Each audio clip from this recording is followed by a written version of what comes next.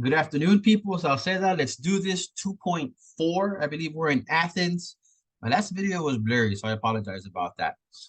Uh, Thank you for live lessons, people. They're my office hours. Pacing, guys, just so you know, that's where we're at in pacing. We are in Unit 1, which is, or we just finished Unit 1 right here.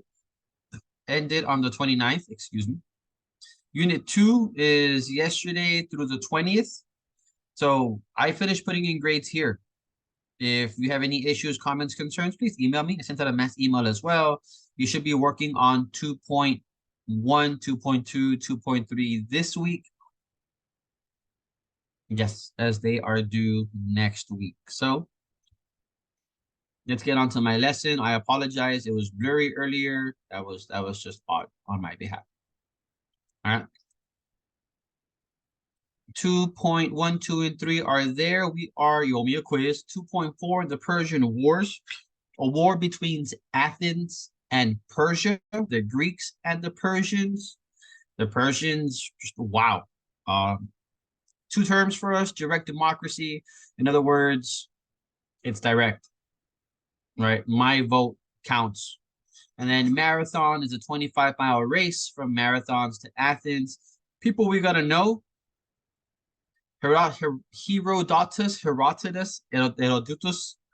He's a author of the Greco-Persian Wars, Greco, Greece, Persia, right, Turkey. And then we have,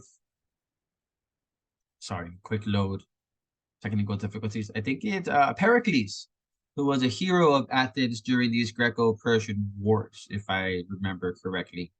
I took a class, Greek and Roman history, a few of them in college. I took one class, which was just on Greece, and I had to read a translation of one of these. Pericles, there you go. So, Greece were not the only ones who were expanding their borders. The Persians controlled Mesopotamia, the Indus River Valley, Egypt, and Asia Minor. Persia was huge, guys. Map of Persian Empire.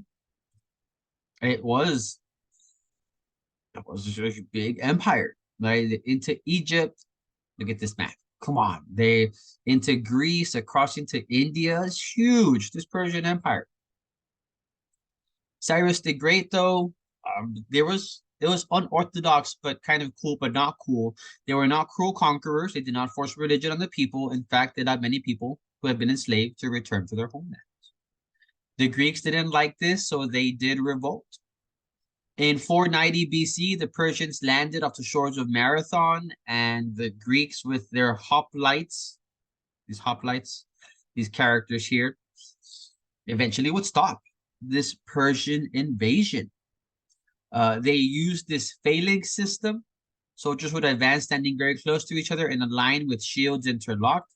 It took great courage and discipline to stand in the ranks of a phalanx. The movie 300, rated R, mostly for blood, guts, and violence. It's a war movie.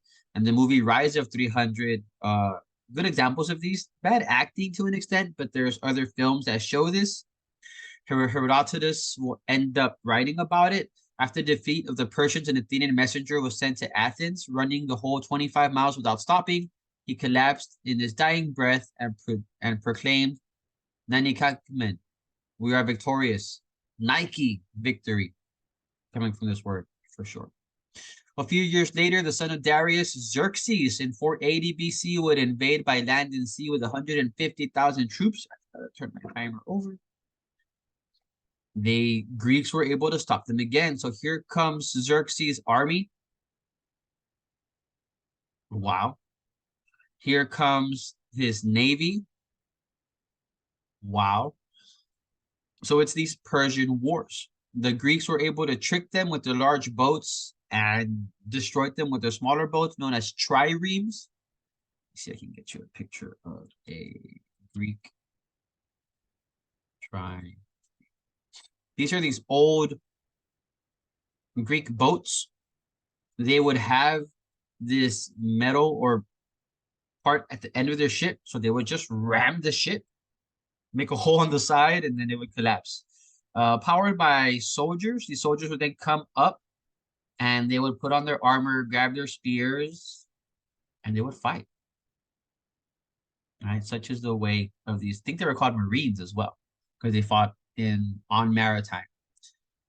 Xerxes' troops retreated north, only to attack in a few months. The Spartans confronted them at Plataea, and they won. Pericles will end up creating this Delian League right in here. And we start this golden age of Greek history. A school of the Greek world was formed at Athens, and they achieved art, science, politics, and were attained. It was crazy. Because of this, many scholars consider Pericles' reign the most glorious time in Athens history. When we're thinking of Greece, right? Remember Socrates, Plato, Aristotle, and Alexander the Great. This guy, remember that guy, Alexander the Great. I think he has his own lesson in it. Right? Let's finish. There was a direct democracy. They had to show up to vote. There's paintings and pottery of them, which is why we know so much about them. After a while, though, the Athenians and the Spartans weren't getting along, so they went to war. Seeing the aggression of Athens, the Spartans grew afraid, and in 431, Sparta declared war on Athens. So we have this Peloponnesian War, as the Peloponnese was this area that they're fighting for. It's Peloponnese. Greeks fighting Greeks is really what that was. You have an only 14 questions, I believe.